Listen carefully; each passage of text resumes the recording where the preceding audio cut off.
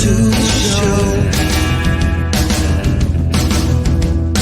Everyone's expecting. If you know that well, you know. Do as I say, not as I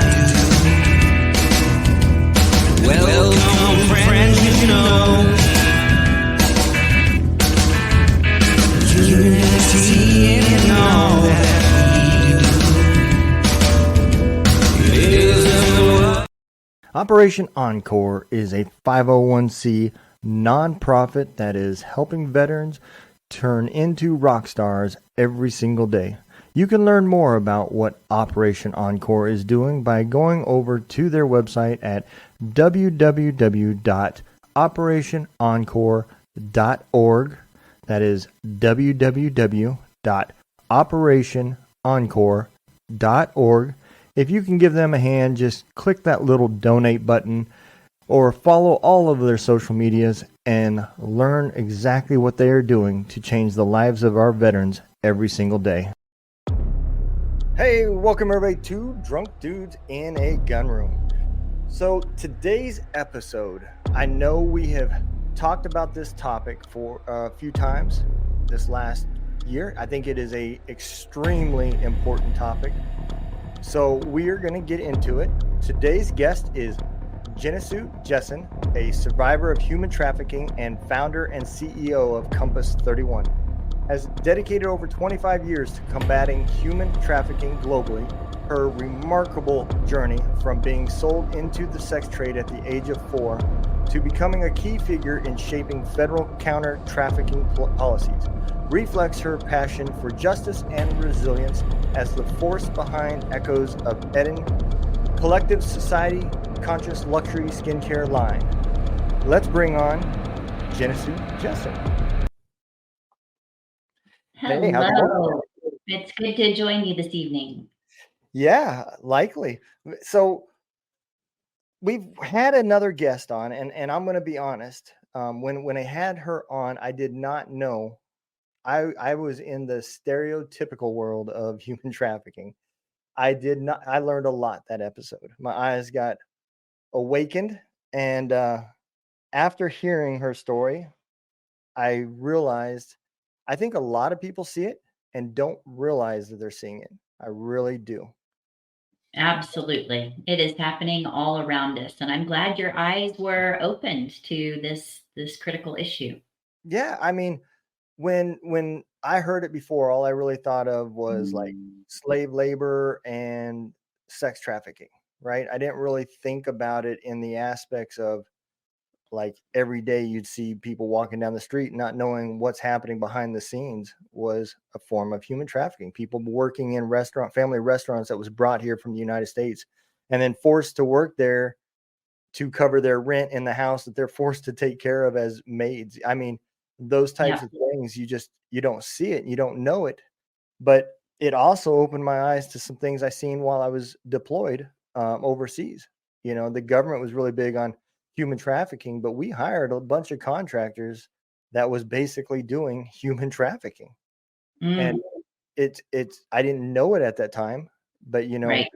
they were all being paid based off of racial class, not their jobs. You know, I had multiple mechanics that worked for me, and depending what country they came from, depended on their living standards as well as their wages. You know, even though they were doing the same jobs. And it was crazy when she said that. It really opened my eyes. But before we dig into that, why don't you tell everybody a little bit about yourself and where you came from? Yeah. Well, thank you so much for sharing this time with me. I'm very excited for our conversation. You already introduced me. My name is Jennisue, and I myself am a survivor. I grew up in southern Missouri. Actually, I was born, I think, in your stomping grounds. I was born in Rolla, Missouri, and grew up in the southwest corner of the state, what many would call the buckle of the Bible Belt. And my grandfather started selling me to other men for sex when I was 4 years old. And so that's how I grew up, was ongoing, complex, compound trauma. So in kindergarten, I was praying every night that God would just let me die. In second grade, I sat in a church on a Sunday morning behind a man who had paid to rape me the night before. And the abuse just went on and on until at the age of 17, desperate to escape, I attempted and failed to end my life through suicide.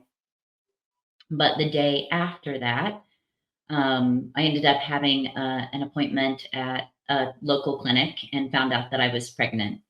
And so God used those circumstances and that pregnancy to awaken in me kind of a mama bear instinct where I had never successfully been able to fight back on my own behalf. Now I had this innocent child to protect. And so, with that newfound courage and voice, I was finally able to disclose to a counselor a little bit about what was happening, enough for her to intervene in our situation and bring myself and my child to freedom. So that's the background. That's where justice was woven into my DNA. I grew up in that environment. And since then, God has allowed me to start a nonprofit, an international counter-trafficking organization called Compass 31. And we have prevention programs operating in 43 countries, and we have restoration work ongoing in 5 countries right now. So that's the background and expertise that brings me to you today. Wow, man. So yes, I'm living in Rolla right now. So we do have that in common. So did this all take place in Missouri? Is this where? It did. Yeah. The vast majority of my trafficking was in about a 3-hour radius of that southwest corner, Springfield, Joplin area. We did go as far as northern Arkansas. We did go as far as eastern Oklahoma, but all kind of in that Midwest region. Wow. I mean, I can't even imagine what has to go through somebody's mind to do something like this. I mean, right. You can't really logic your way around it. How and why a man, most of the buyers, the perpetrators are primarily men, but what would drive them to pay money to perpetrate violence on a child? It is pretty unthinkable. And as you might imagine, growing up in that, I didn't have any way to understand or reconcile what was happening or why it was happening. So, as most survivors of trafficking, I assumed it had to be my fault. yeah. And 4 years old, you have no way of knowing whether what's happening is right, wrong. You just know you don't like it, and there's no way that you can understand that. If you don't even understand that something is being done illegally, you don't even know how to fight back at it. And Right. I just, wow, Yeah, I mean, obviously I knew the violence, I knew the pain, and I Yeah. knew the shame of it, but I didn't know or recognize that it wasn't normal. That was normal life for me. Yeah. I didn't know that it wasn't something that everybody didn't experience. And that part of it I can completely relate to, Mm. because as a combat veteran, the people that you see over there, everybody asks, well, how can they live like that? Well, they've never been to America. They don't know what America is. They don't know what Right, kind of freedoms we have. So that is normal life to them. And if right, you don't know, then you're not missing it, you right. know? And so I can relate to that aspect of it. I have, growing up, I've been around girls that had been molested that went to my school, and it came out and Mhm, stuff like that. But until I started this podcast, I didn't know anything about human trafficking. And mm, I think, I think both of them, the perpetrator should get, the death penalty. I just don't think we have strict enough laws. I really don't. We really don't. We don't. But so how do you know, now that you're older, do you know how, you said it was your grandfather or your father that It was started? my grandfather, was my primary perpetrator. Mhm. And you lived with him, or did you live with your father? Yes, lived part-time with my grandparents. My dad was an alcoholic and my mom was addicted to my dad. And so whenever my home life was in crisis, which was quite frequently, as most cycles of addiction are, they they would send me to live at my grandparents' house. And my grandparents lived 3 hours away from where my parents were living at the time. Wow. And when I had those extended stays at my grandfather's house or my grandparents' house, that's when he had the opportunity to do what he did. So do you know if this was was you the first person that he did this with, or had he already established how to do this? Oh no, he was a pretty prolific perpetrator, and there were many other children that were in the group that I was exploited in and among. Wow. Yeah, You know, he was prolific and profitable. One thing that is curious that your listeners might not be aware of is my grandfather, like most traffickers, they actually have multiple streams of revenue. So he would profit first just from the exchange of money for violence. The perpetrator hands over cash, then comes to claim from me what he had paid for. So that's the first way my grandfather would profit. But then during the violence, my grandfather would video or take pictures of the crime. And he would use those images then to blackmail the perpetrator so that they paid again and again and again. And when there came a time, if or when they could not or would not pay the blackmail money anymore, he would then sell those images on the black market. Back in those days, we would have called it child pornography. Now the language has been updated. We call it child sex abuse material. I prefer crime scene photos, but he would sell those. So he had 3 streams of revenue from one act of violence that made it highly, highly profitable, which most traffickers do. If you're trafficking in drugs, you sell your product once and it's consumed. But if you're trafficking in people, then you can monetize that in a number of ways and profit into perpetuity, actually. Wow. Yeah, man, I just can't even fathom how you would start, how you would even meet people to do this. I mean, Right. now I guess it would be easier. You search for it on the web somehow and find groups, and I guess you would meet people that way. But back then, I mean, it's not like you're just sitting at a bar and saying, "Hey, what are you doing this weekend?" Well, I know something, Right. especially something as illegal as this. Right. There would have to be some sort of vetting process, but to be that large, doing it that much, and Yeah, people ask me quite frequently, like, how did my grandfather find clients or establish those relationships? And I have to answer, I'm really glad that I don't know and understand how that mindset works. How you could possibly, one, think it's a good idea, two, make it profitable, and three, marketable. I don't understand the logic of that, and I'm really, really grateful that I don't. yeah, I don't even want to try.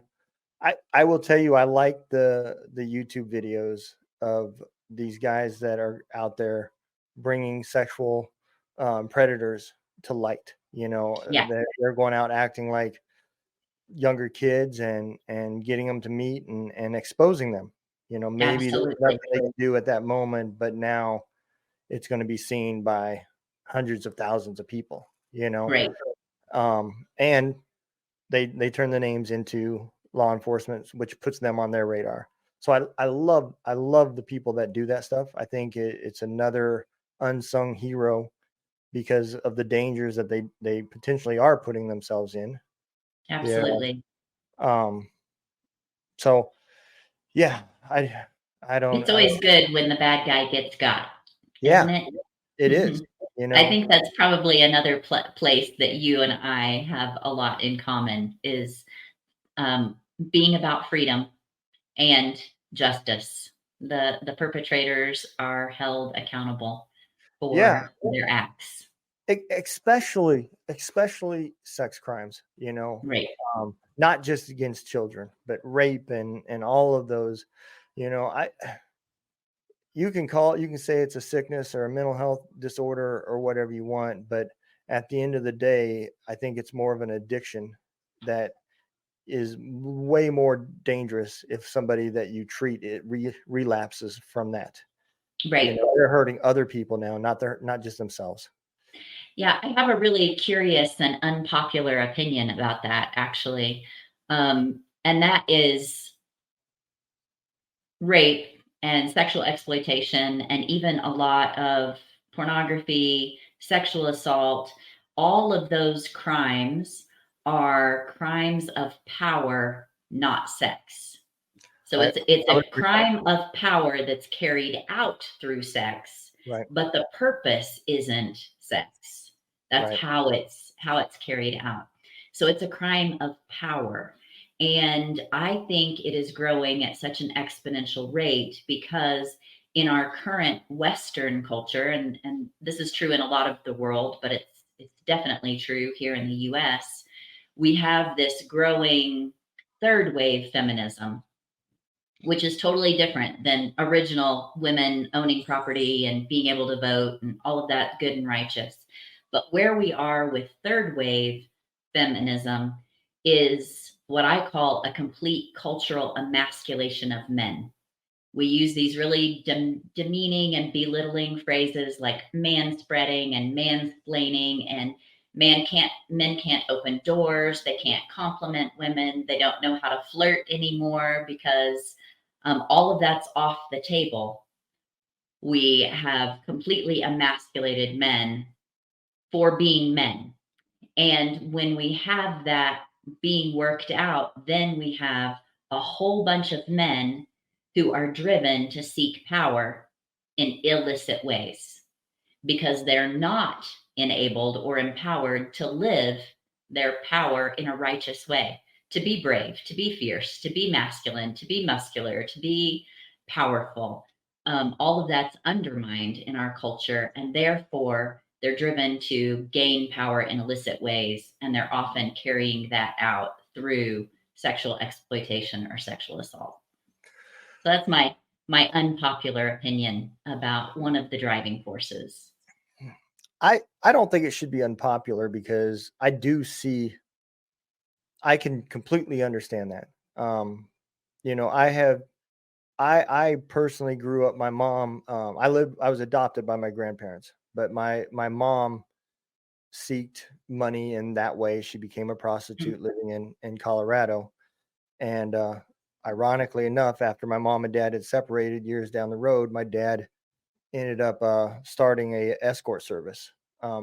So the little bit when I was around my dad, I was able to talk to some of these girls, and just out of curiosity from being really young, I would ask questions. And I could completely see that because a lot of the Johns, it wasn't just about sex. It was wanting to control and just do things that they wouldn't do at their house. Are you ready to experience the power of military community right from the comfort of your living room?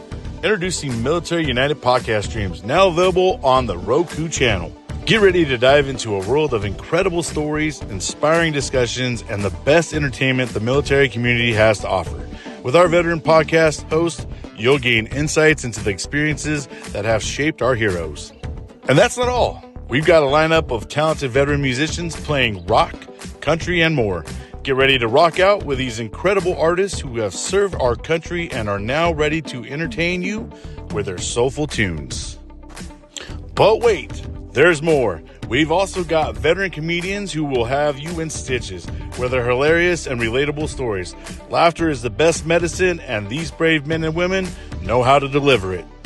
So gather your loved ones, grab some popcorn, and prepare for an unforgettable journey into the world of military podcast, music, and comedy. With Military United podcast streams now on Roku, you can access all this incredible content with just a few clicks of a button. Military United podcast streams on Roku channel. It's time to honor, entertain, and celebrate the incredible men and women who have served our country. Join us today and experience the power of the military community like never before. And it wasn't always sexual, you know? Right. So there's definitely a better way that you can gain that than going down that road. Absolutely. Mhm. You know, so I definitely don't take it as an excuse. It's not an illness. It was a choice. Yeah. I think people still know right and wrong. No different than if you're addicted to drugs, you know, when you're taking it, whether it's right or wrong, you just can't control it.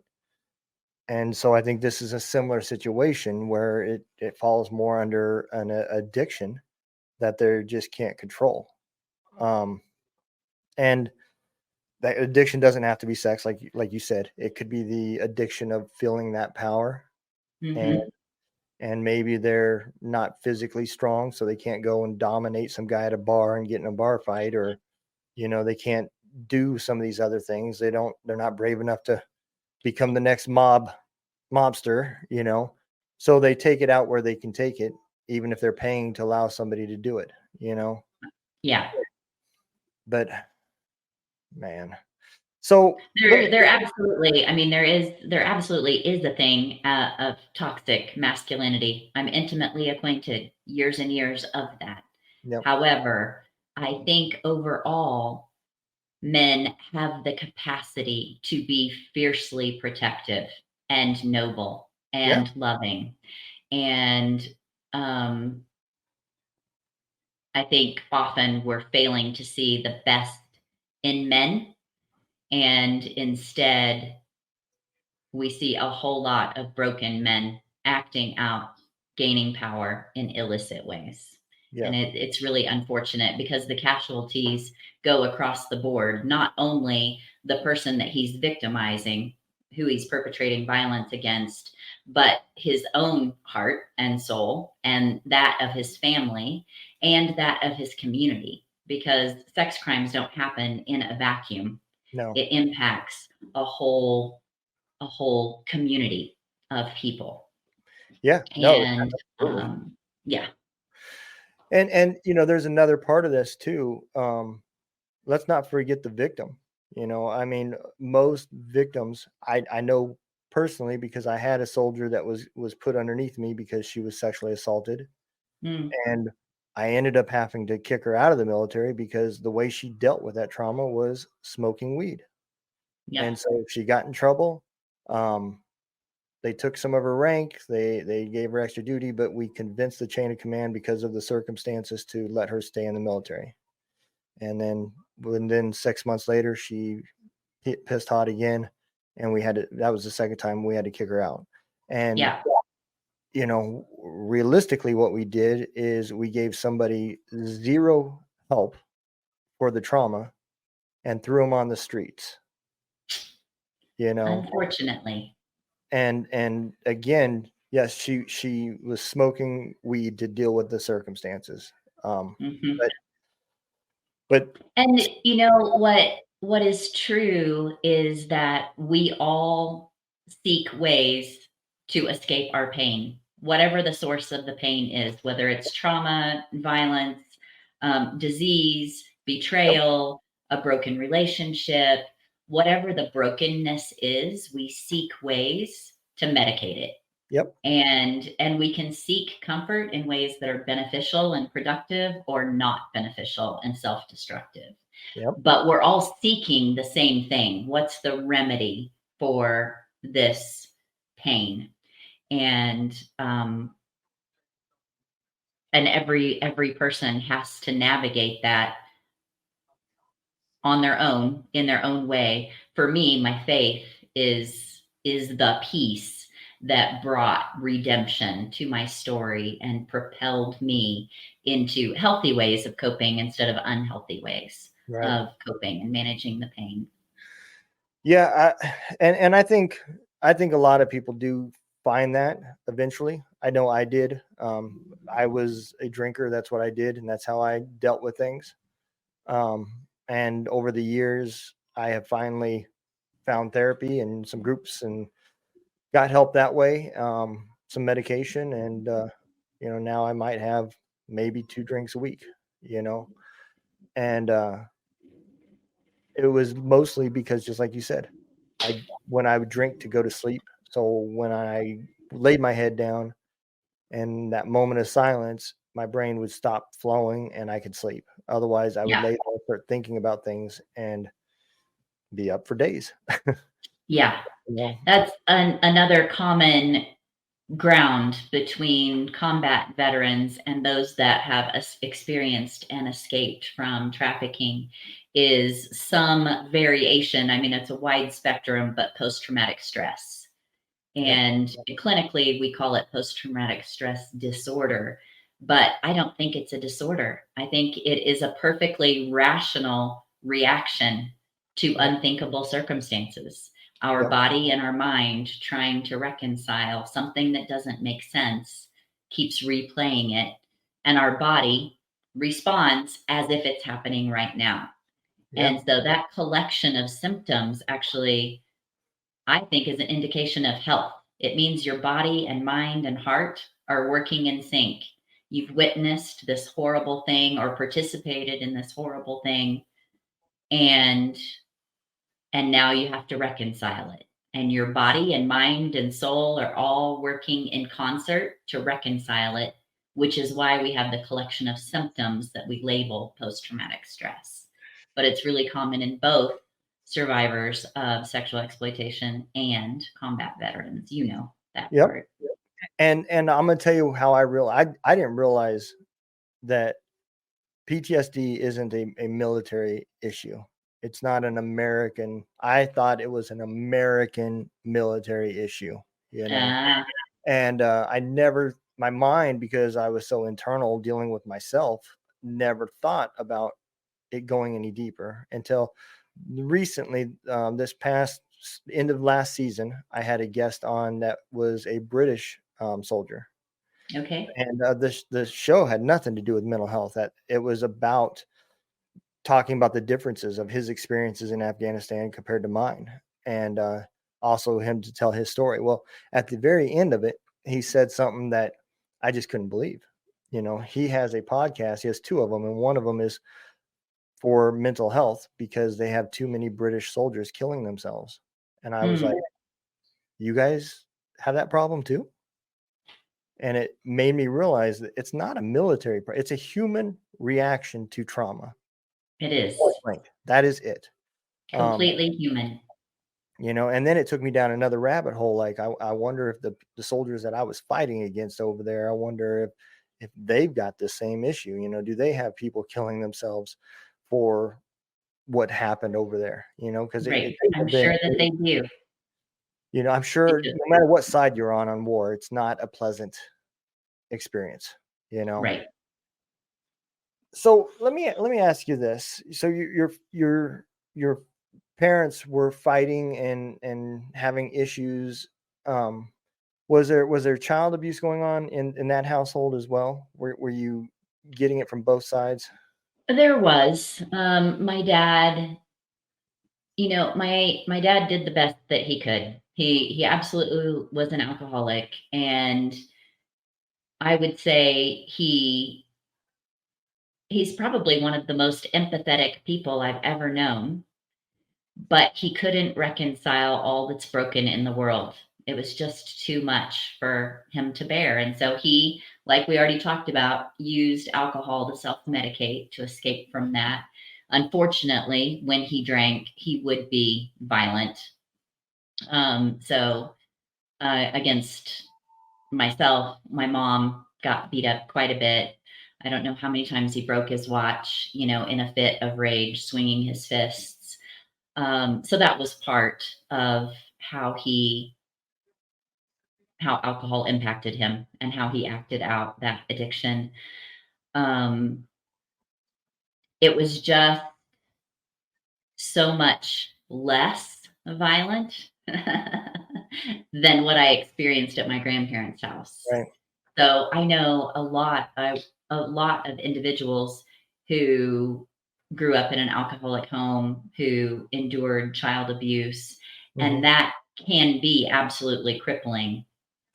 For me, that was like going home was the better place to be, even considering that.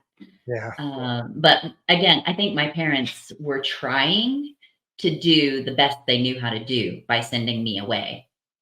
They thought that was the better option. And so did your grandma know this was happening too? She did. My grandma knew what was happening. And I mean, there were a couple of instances that absolutely she knew. And one instance in particular, she took me school clothes shopping. It was the end of the summer. It was time to go back to school. And she came into the fitting room as I was trying on an outfit. And she saw my thighs being really extensively bruised. And she stopped cold and her eyes got big and she sucked in her breath. And she looked at me and she went, "We will never, ever talk of this." And turned around and walked out. And we didn't. And then ultimately, as a young adult, when I finally came forth and told what had happened and kind of my whole family blew up, during that first confrontation, my grandmother sat there shaking her head and crying the whole time I was talking. And at the end, she said, "Well, it's not incest because you're not blood," because I was adopted into my family as well. So that makes it better. So for her, that was how she justified keeping her mouth shut and her social status secure was, "Well, you're not blood." Unreal. Yeah. Wow. So, I mean, that's just like saying, you're sitting in your house and you find out that it's happening to the neighbor kid and you're saying, well, yeah, none of my business. It had nothing to do with my kids. Have you ever wondered how you can help out the show? Well, that is very simple. You can help us out by going to www.twodrunkdudesinAgunroom.com. That is www.twodrunkdudesinAgunroom.com. There's many ways you can help us by listening to the show, supporting the show, liking, sharing, and everything else that comes along with social media. But one of our biggest goals is to help build the nonprofit Heroes Voice Media Foundation. This is a foundation that has decided to start celebrating courage and amplifying heroes. Find your voice with Heroes Voice Media. You know what, though? That's what's happening in our world. I believe it. There is exploitation happening all around us, violence happening all around us, and we are so busy scurrying through life. Either, I got to get here, I got to get here, I got to get here, from work to the market to home to cook dinner to pick up the kids to back and forth, go to bed and do it all again, that we don't pay attention to what's happening around us. Situational awareness is completely absent. And if we're not absent in that way, then we're just scrolling through our phone and not paying attention to the people who are right in front of us. A really silly example of that is not long ago, I fainted. And when I fainted, I fell and busted my eyebrow. I had to have 6 stitches here. But I had this magnificent black eye for about 2.5, almost 3 weeks. I mean, like the whole side of my face. I looked like a boxer. And I couldn't hide it with makeup. And I was nervous about going out in the world because it was my left side. So if I had a right-handed perpetrator, where am I going to get hit? Right. Yep. And it was a mess. And I went to the grocery store. I went to the bank. I went to the dog park where I played with my dogs every afternoon. And in 2.5 weeks, I went to church, to small group. I went all over the city, normal life. And do you know, in 2.5 weeks, not a single person asked, hey, are you okay? Like, they didn't even joke about it. Like, oh my gosh, did you walk into a door? What happened? Yeah. They totally didn't acknowledge. People who knew me well and people who didn't know me at all didn't acknowledge. Wow. You know, And that was just, I mean, it was a silly accident. I fainted. But had I been being victimized, yeah, I would have encountered no help in that 2.5 weeks.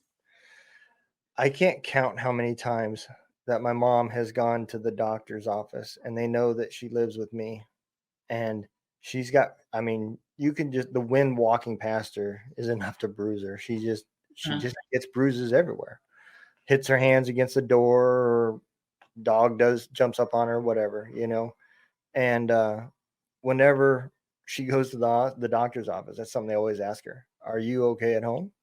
Yeah. You know, because they see all these bruises, and I completely get it. You know, I don't take offense to that, because, you know, I would much rather them ask and it not be happening than to not ask to, and it is happening, you know. Yeah.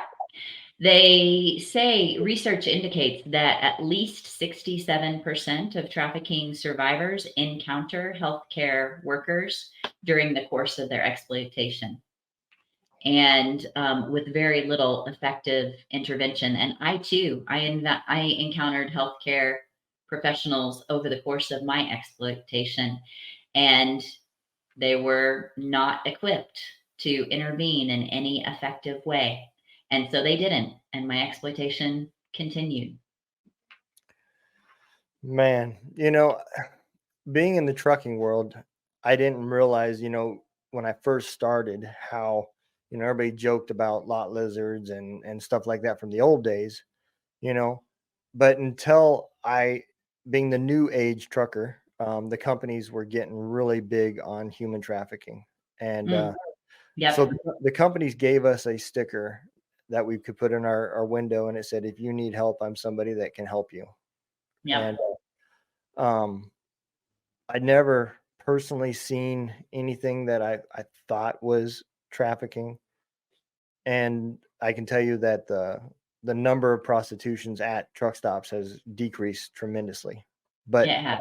Mm-hmm. but I have seen, you know, a few situations that made me question. Some very young girls. I had one that came up to me. She followed me to my truck, and she said, "What are you doing?" I said, "I'm getting ready to leave." She said, "Do you need a rider?" I said, "No, I don't." And I said, "Do you need some help?" And she goes, "No, I just need a ride." And I said, "Well, I'm not taking any riders." And she goes, "So you're going to make me get down?" I said, "No, you don't have to. You just have to hold on really tight, but you're not getting in the truck." But she was really young as well, you know, and that is why I asked her that, you know, "Do you need some help?" And I didn't see anybody else around her. And I don't know her story, but it always weighed on my mind that was somebody's daughter, you know, and you could tell there was drugs. She was definitely high on something. And, you know, the more I visit this topic, the more I just kind of dig back in my mind to see, you know, go through memories of, you know, was I that person that you just described as not paying attention and not being aware of it? Yeah. And I think also this is a topic that a lot of people don't want to really talk about. And those are the topics that we should talk about. Right. Because, you know, if we did, then we could openly discuss the drug abuse problem that's affecting our kids. We could openly discuss all these sex crimes that are happening, and force our elected officials to do something versus doing something for themselves. That would be amazing, wouldn't it? It would. And again, I am a firm believer it starts, you know, with the people. It does. It starts, it's amazing and righteous, I think, to want a a righteous government, politicians who are actually working on behalf of the people instead of themselves. And I myself, I served 2 years on the U.S. Advisory Council on Human Trafficking, which was a presidential appointment. And the job in that role is for 2 years, there's a council of survivors that are diving into federal counter-trafficking policies and then advising the senior policy advisors to the president's cabinet on what needs to be done differently. That is awesome. And it was an amazing opportunity and also wildly frustrating, because for trafficking to continue, it continues because there's complicity at so many levels. People who know that it's happening and they look the other way. Well, people that don't know that it's happening, sometimes willfully, like, no, I don't know. People who don't want to get involved, they do know that it's happening, but they look the other way. And people who are profiting from it. They have something to gain from the systems that are so very highly profitable. And so I'm really glad that I had the opportunity. It was a 2-year term to serve in that capacity. And in some ways it felt really impactful, and some ways it was wildly frustrating. Yeah, I could see the bureaucracy that goes into it. And, I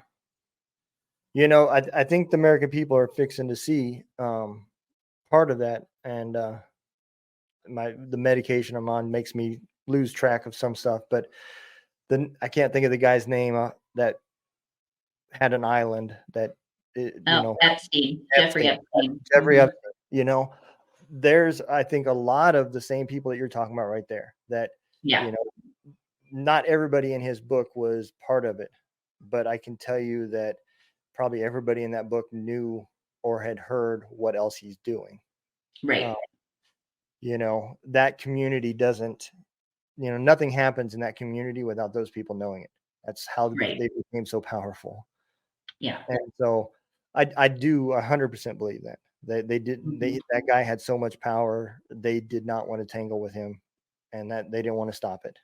And the other thing I wanted to hit as well while we're doing this is you hear about our border situation, right? And this is from a security standpoint, this is a prime time that trafficking probably at its largest, between the coyotes and everything else. How many people are given to coyotes to get them to the United States that never come to the United States, but they're sold to Saudi Arabia or wherever else? I don't think we'll ever know those numbers, but that border situation has to have an impact on this. Oh, it's catastrophic. The fluidity of the border is absolutely a human rights catastrophe. And you mentioned something, just to bring some clarity to the listeners. There's human smuggling and there's human trafficking. And if we had a Venn diagram, they're separate things, but there's an overlap. Right. So human smuggling is actually one person pays another to get them from point A to point B. And they're usually trying to illegally cross a border without documentation, right? Yep. And so that's where the coyotes come in and smuggling happens. And it's happening, it's epidemic at our southern border. But where it crosses over with trafficking is force, fraud, or coercion for the purpose of commercial sex, labor, and/or organs. So organ trafficking is on the rise. And so what happens is a lot of people pay a coyote or a smuggler to get them from point A to point B. And in this case, we're talking about our southern border. So coming into the US, but they're often going into debt to do that. Yep. And so once they get to their destination, the coyote keeps their documentation or their paperwork, or they're met there by traffickers because the individuals don't know their rights. The US, we are so liberal in what we provide for those that come into the country, even if they're coming into the country undocumented. But they don't know their rights. They are often met by traffickers who hire them on the spot. I've got a job for you. Come work in my hotel. Come work in my restaurant. And some of them are being exploited through labor trafficking in agriculture, in spas, in restaurants, in hospitality, as maids, in domestic service. They're being exploited that way, but they're not getting paid. Right. And who are they going to report to? They're afraid to go to the police because they're here without their documentation, or they've come in not the proper channels, right? And so that's where the traffickers then come in. And so often the coyotes and the smugglers are working in concert or in cooperation with the traffickers, but there's two distinct businesses. One is earning money to bring the people, and one is earning money off of the exploitation of those now vulnerable people. And they are getting trafficked outside of the country, but they're getting trafficked in the US. Much of our farming, much of our industry, certainly sexual exploitation is happening. Children are getting, thousands and thousands of children a month are getting lost in the system. And there's no record of where these kids are. Wow. And if the people caring for them were good actors, we would know where they were. We would know what school they're in, what services they're receiving. But the fact that they come in and just disappear, well, it's catastrophic. I'm overusing the word catastrophic, but it is. No, I don't think you're overusing it at all. I think that exactly describes the situation. And man, how desperate do you have to be in your own country to have this happen to you and take those chances? I'm sure they know this is a risk, when they make these agreements to help them get over here. I think a lot of them know, but a lot of them, probably something you've learned in your life, the situations that you don't know what you don't know until you know it. Yep. The marketing for trafficking is amazing. So a lot of these people that are coming across our southern border, actually, they have been told that once you get to the US, you're going to get a phone, you're going to get health care. Once you have one member in the US is going to pay to bring the rest of your family over. You're going to get free school, college education, all of these things. So, and they're things that everybody wants. Everybody wants a better future. They want security for their family. They want financial stability. And they're promised, if they take this risk and get to the US, initially, if just one family member gets there, and often they're sending a child, because if your child's there, then they're going to bring the parents across. That's the marketing, right? Yep. And people believe it. And, maybe they believe it like they're cringing, like, I hope it's true. I want it to be true, but I'm going to choose to believe it's true. Wow. Some of them wholeheartedly, naively believe it. Let me just hand you over my child on your word that you're going to get him to the States so I can get to the States too. That is unreal. Right. I said earlier, I was going through my mind thinking about situations, and I know exactly of some human trafficking that the United States, I know for a fact, knows about and does not do anything. So in Korea, when I was stationed in Korea, Mm-hmm. we called them drinky girls, right? Yep. And you'd go down to the clubs, and they would try to get you to buy drinks. Right? Right. It was orange juice is all it really was, but they were like Mhm. $15-$20 a glass, Right. and that all got split up between them, to pay off their debt Yep. for what that bar had given them and everything else, and next to nothing went to them. And I Yep. watched so many soldiers pay this debt off so that they could marry that person and take them to the States. And at that time, I was real young. That was my first duty station. So Mhm. I was from Podunk, nowhere, and didn't know anything about any of this type of stuff. You're a baby. I was. I Mhm. was 19 years old.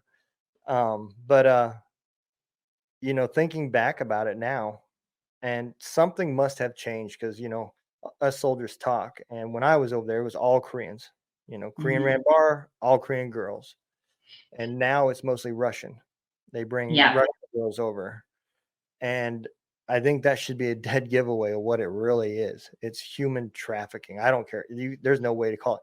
And all these commanders on these bases are in contact with the local community. They Right. want to be on the good side of the local community as well, so there's no incidents. Right. But when you're dealing with these bars, you know what's going on. Mhm. But they don't Yeah, do it is no coincidence that all over the world where U.S. military bases are nearby is a local red light district. Yep. And we could have all kinds of discussions about how and why that unfolds. But even if so I would argue that sex work is neither sex nor work. Okay. It's a contract. The man paying, he's actually not paying for sex. He's paying for her to waive her consent so he can have what he wants. Would Yep. she have sex with him if he wasn't paying her? Chances are not. Right. Correct. So that's why it's not, I would argue it's neither sex nor work. Some of your listeners, maybe the majority, might disagree with that. That's totally okay. They're entitled to their opinion. But if they argue that it is a valid way to help these women in Vietnam and Korea, and they're in impoverished communities and now they're making money and they're supporting their families, there's all kinds of mental gymnastics that men go through to justify that this is a good, reasonable Right. thing, right? Yep. But even if that were the case, there are not enough women who think, oh, this is a great idea. This is, as little girls, this is what I want to be when I grow up. This is how I will make money. There's not enough to meet the demand. Therefore, wherever sex work is legitimized, for instance, outside military bases, I mean, it's not just military, it's global. Right. It's a global situation. Those are just hotspots that we can easily identify. Wherever we see that, though, there's never enough willing participants to meet the demand. Therefore, wherever sex work is legitimized, historically, we have the statistics to see that trafficking increases dramatically because they have to bring in the individuals to meet the demand. And those individuals are coming in because of force, fraud, or coercion. Yep. Yeah, absolutely. I've had conversations with some of those girls, and absolutely, when they go into this debt, what they are told they're going to do is not what they're really going to do. Right. Fraud. They believe they're getting a real job, and then they get there and they have this perceived debt. Yep. That they have to pay off before they can leave, and or their family's under threat if they don't pay it off. And I say probably most of the time. Right. And one thing I always ask some of the soldiers, I always said, if it's so legitimate and you're so okay with it, so is this something you'd be okay with your daughter doing? Right. Now it hits home. Now it changes your mindset really quick. Um, Right. and some of them rightfully so got mad, about me saying that, but Yeah. it was true. That's what I usually do. I throw out the same question. Like, so what if it's your sister? If your sister is working in this place, and would you be happy with that? If it's your mom, if Yeah. it's your daughter, if it's your niece, would you be happy? How about you work in this bar for the next 6 weeks and then tell me how empowering it is? Yep. And And I that's not a popular question. No, but I completely agree with you. It's not work either, and Mm. I'm gonna tell you why. In America, it's not uncommon for the manufacturing industry or a big corporation to pay to have you move or relocate if they hire you, right? Right. And in most terms, they tell you have to sign a contract saying that you have to work at least X number of years, or you have to pay that back. The key difference here is I can still leave.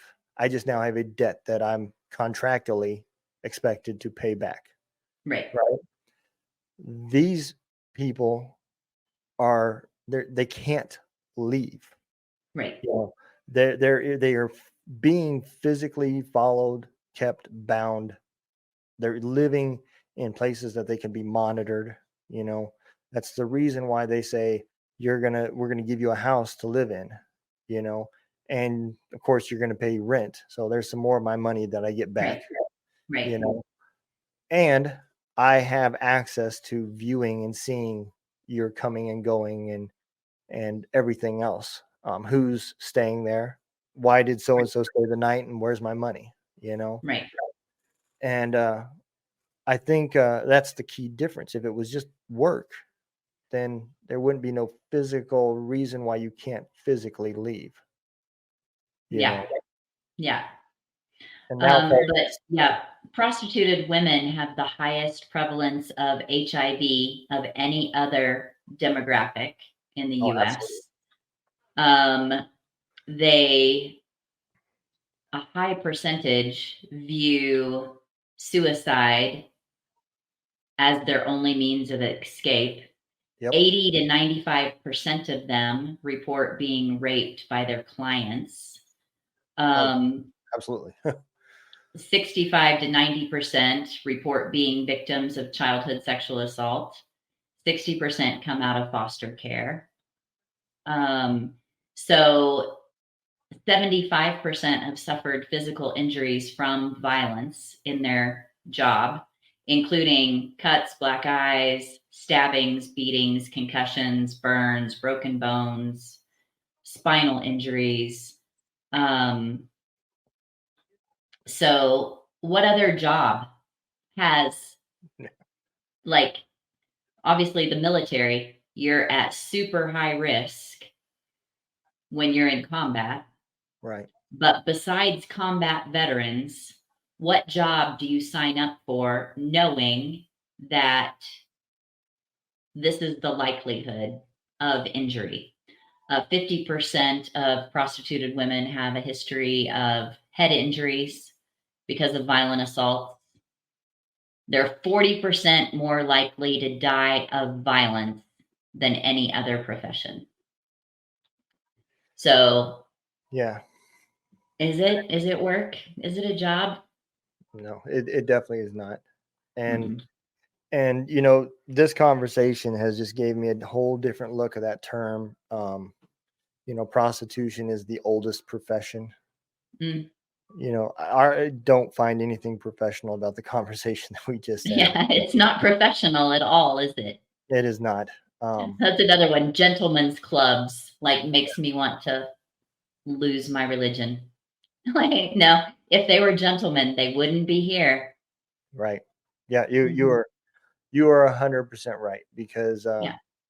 and I think there's a confidence issue too, because you see that in the strip joints too. A lot of the girls there feel that that's their only choice. They have Right. no other skills to offer, Right. you know. Right. And that also could be coming from a childhood abuse, you know. It doesn't have to be Absolutely. physical, you know. Um and you know, I grew up, so like I said, I was adopted by my grandparents, but they also became foster parents later. And Mm-hmm. you know, at one point, we had 9 foster girls living in that house, and I was the only boy. Yep. And so I definitely seen and heard conversations of them talking amongst themselves about trauma that had happened. I was 3rd, 4th grade, you know, at Mm-hmm. that time. And it is it is probably a very high percentage, like you said, in the foster care industry, because It really, really is. they get bounced Um, from person to Trafficking is always an exploitation of vulnerability. yeah, So the more vulnerability factors an individual has, the more likely they are to be trafficked, or the easier it is to exploit them. yeah, And so kids that are in the foster care system, they're not well bonded to yep, any protective adult. They've been bounced around. A lot of the places that they've bounced to or from have been because of abuse or violence. And so they don't know who to trust. And that makes them really, really vulnerable to somebody coming in, showering them with love, making all these promises, seeing them. I see you, I hear you, I know you, I love you. And she follows him anywhere yep, because he's meeting a need in a very specific and manipulative way to right, exploit her vulnerability. yep, But just to clarify, in case there's a sound clip, I'm not saying he's actually loving her. no. I'm saying he's exploiting her vulnerability.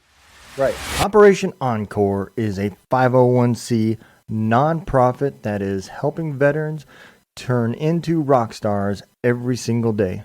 You can learn more about what Operation Encore is doing by going over to their website at www.operationencore.org. That is www.operationencore.org. If you can give them a hand, just click that little donate button or follow all of their social medias and learn exactly what they are doing to change the lives of our veterans every single Um, and or I think his, little boys and boys, men, girls, women, non-binary people, they're all exploited. But the more vulnerabilities you have, the easier it is for a perpetrator to identify and exploit those vulnerabilities. yeah, I completely agree. And I mean that makes sense, you know. Um the foster care world is not a necessarily a happy place. There's a Mm-mm. lot of them out there that it's a puppy mill. You know, they take on Yeah, as many kids as they can for that government check, and then they give nothing back to the kids.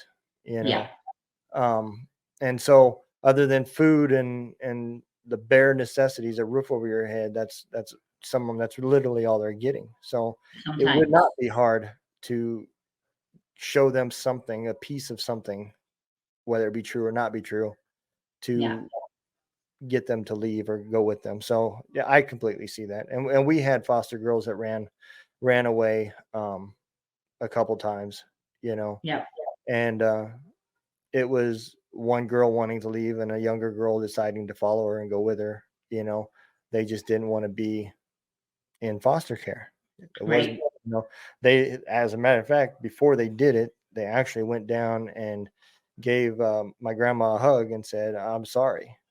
Yeah, And they had I guess they'd done something wrong and got punished earlier that day, and my grandma thought that's what they were talking about. right. You know, and she said, "It's okay, you know, you'll learn." And they went to bed, and when we woke up, they were gone. And Yeah, that's what, you know, we found out later that that's what they were saying sorry from when, you know, they got caught, they got found a couple days later. But yeah. And there's a whole complex series of things that comes into play for why that is. One, for somebody who's been exploited or experienced violence, and you come into a potentially healthy environment where there's boundaries, as soon as they feel safe, they start going, hey, wait, you don't get to control me. You don't get to tell me what to do, because they're finding their voice, which is a magical thing. Yeah. But also because of issues of attachment, unhealthy attachment, when love can be a terrifying thing. Chances are the people that have perpetrated the greatest violence professed to love them.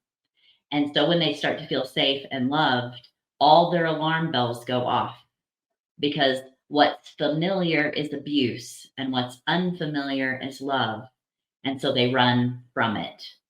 And then there's survivor guilt as well, especially when kids are in a good, loving environment. Like, why am I here? But my siblings, my younger sister, or this other girl that I was on the streets with, or this other kid that I was exploited with is still on the streets.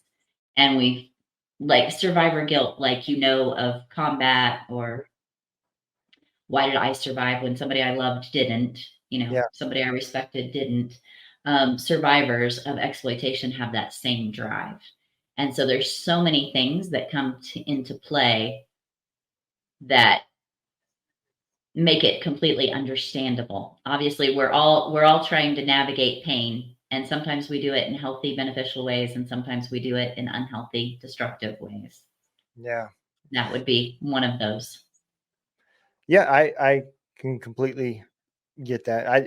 Us veterans do the same thing. When we're going through the steps, it is not a coincidence that when you finally go to the VA to get help, one of the first questions they ask you is, are you having any legal problems? Because most of the time we have either been caught with drugs, trafficking drugs, fighting, whatever, domestic DUIs, all of these types of things. And some of them even much more severe than that. But, so I do believe that is part of the process. So we've discussed all the really negative stuff that is happening. Let's dig into your organization a little bit. Let's talk about how your organization's coming about to make these changes. Yeah, thank you. So Compass 31 is my organization, and I say we were born breach in 2011. And by that, I mean, well, one, professionally, I was a midwife for many years. So language of birth is really, it's kind of my default. But what I mean by being born breach is my husband and I and two of our kids were living and working in Southeast Asia. And I was volunteering at an organization that was working with young women, actually young mothers who had come out of exploitation. And they had babies as a result of the violence against them. And so I started volunteering and teaching English a couple of times a week. And it was great. It was fine. But every time I left, I felt like it wasn't the fullness of what I was meant to do.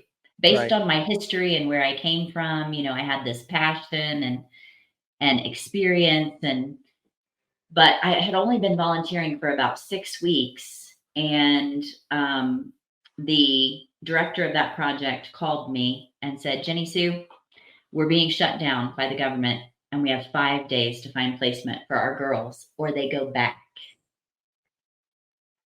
And I would wait, what? So I talked to my husband and I, we talked to our 2 kids who were 11 and 13 at the time. What do we think? And we said, okay, we could take 3 mama baby sets. So 3 young girls, teenage girls with babies, that we would take them for 4 to 6 weeks while I found placement for them. And I was so naive. I thought literally they would just be in our house for 4 to 6 weeks, and I would put them with an organization equipped to deal with them. Yeah. But literally, God dropped this bloody, squawking miracle of a work into my lap, but first. I didn't have a plan. I didn't have a facility. I didn't have the funding. None of that. But these 3 mamas and their babies moved in with us, and I fell in love. And I found out very quickly that there was not another place in all of Southeast Asia that would keep the mamas and babies together. There were counter-trafficking organizations that would take the teenage girls, and there were orphanages that would take the babies, but there wasn't a single place that kept them together. And for me, you know, my escape, God provided for my rescue and escape at 17 through a pregnancy. So it was completely unthinkable to me. Yeah. And so 4 to 6 weeks has turned into, we're 13 years in, 13 and a half years in. And we expanded from that first location with 3 mama baby sets. Then we expanded to Bangladesh and then to the Middle East. And our newest outreach center just opened in Greece and Athens. I work with survivors here. We created this tool. It's called Priceless Cube that teaches people about the risks and realities of trafficking. It's a human trafficking prevention tool. Mm-hmm. It's currently operating in 43 countries. In just 2023, we were able to see our teams were able to impact more than 53,000 individuals with our prevention or restoration models, and trained more than 80 organizations. So it's just incredible what that initial, I mean, what I thought I was saying yes to where we are today. This international counter-trafficking organization.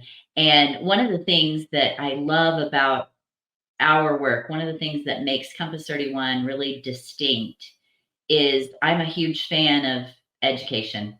I think education equals empowerment. And if these girls have different opportunities, they are empowered to make different choices. Yep. So we developed what we call the Hire to Study program. So all of our program participants, when they come in, day one, they go to the bank with the caseworker and they open a bank account in their own name. And there's 2 signers, there's them, and then there's their social worker. But the Hire to Study program is they get paid for their participation and performance in school. And the better they perform, the more money they earn. And so every Friday, they get a paycheck. And 1/3 of it automatically goes into their own bank account, their long-term savings. They can put more if they want, but a minimum of 1/3 goes into long-term savings. 1/3 they can use to support their family if they want to. And we help them with all these strategies for economic empowerment. They've built aquaponics gardens. One of our girls bought a motorcycle for her dad so he could get back and forth to work, all different ways that they empower their families. And then 1/3 is just to be kids with, to go to the mall, to buy snacks, to go to the movies, to buy the fancy shoes, reward whatever they want. But because of that, we have seen just really tremendous things. Girls go to law school, girls go get their master's degree in social work, graduate from university with a business degree. We've seen just such incredible transformation that then these individuals who grew up in compound complex trauma go on to be culture changers. And when they graduate from our program, because of the Hire to Study program, not only has their school been paid for, but they generally have between $1,500 and $2,000 in their own savings account to begin their life with. That's awesome. And so that's one of the really cool things about Compass 31 that's pretty distinctive. A lot of counter-trafficking organizations, they have a 6-month program. You come in and you move out and maybe you make purses, maybe you make jewelry. They're kind of all doing the same thing, but they're earning money based on compassion or tourism. How many necklaces do I need? I only need so many necklaces. Yep. But if I have a role in empowering these girls to be culture changers, then they go on and they pay it forward. Absolutely. Their kids are getting an education and their kids are growing up to be doctors and lawyers and politicians and You're breaking the cycle. breaking the cycle at the core. Yep, that is awesome. And So I think that's the such a upside. simple idea too, and that is exactly how it needs to be done. There are so many people that could learn from y'all's organization. It's amazing to watch. Like I have a front row seat to watching redemption unfold again and again. And this is the most ridiculous thing you're going to hear probably all week. Are you ready? Because I get to see, I mean, of course, we've talked about the dark. We've talked about the brutality of it. And that's the reality. That's the backdrop. But I get a front row seat to see the best of rising, of overcoming, of resilience, of these kids becoming all that they were ever meant to be. Instead of being defined by their trauma, they're equipped to be culture changers. And it brings me such joy that I wake up in the morning sometimes and my face is tired from smiling so much in my sleep. Like, who does that? Yeah. We've all been like at a party or something that you've laughed or smiled so much that your face is tired. Yeah. But I wake up like that. And my work is counter-trafficking. But the joy of watching what is possible. Yeah. It's addictive in the best possible way. Yep. I can absolutely relate. When I started moving towards building my nonprofit, for whatever reason, I just did not feel comfortable or wanting to do something for PTSD. There were so many organizations doing it. But I didn't, it's hard to find anybody that was doing anything for the wins, to Right. celebrate the wins. And so I too am on the positive side of things, of helping, veterans become musicians or podcasters or authors or whatever, Nice. and I get to see those wins. So I'm on the end of it after they get through their trauma and Yeah. blossom, man. So I can relate. It is extremely rewarding, and it's definitely a game changer, because just like you said, their families that they're taking care of are going to reap these benefits years down the road. Right. So one other question, I know we're kind of getting a little bit long, but one other question I'm really curious about. Your first location was Southeast Asia, right? Is that what you said? Yes. Is that because of where you guys just happened to be at, or was there a specific reason why you made that the first location? Yeah, we just happened to be there working in another venue, another area. And so my husband had a job there, and I was at that point, I was a stay-at-home mom. I was homeschooling our two middles. My oldest had already moved out and was living independently, but we had two still at home. So I was a homeschool mom, staying at home and volunteering. Okay. But Yeah. it was in Southeast Asia. We were actually in northern Thailand. Okay. Well, knowing the little bit I know from soldiers that have been to Thailand, you probably picked the right location. If you were probably to pick a hot spot of this happening, you were probably there. Yeah. Yeah, I could see that. I absolutely, yeah. I sometimes, it was such epidemic proportions, but I thought, if freedom is possible, if redemption is possible, then I'm going to stake my flag here. I'm going to declare it here. If it's true, it has to be true here. And that's what I've been slinging my sword at for 13 and a half years, and watching freedom unfold. That is awesome. And again, you've helped so many people, but I don't think you honestly know how many people you've helped, because you have probably potentially changed the path of their families, their younger generations. You know? Yeah, they're babies, and they're babies. Yep.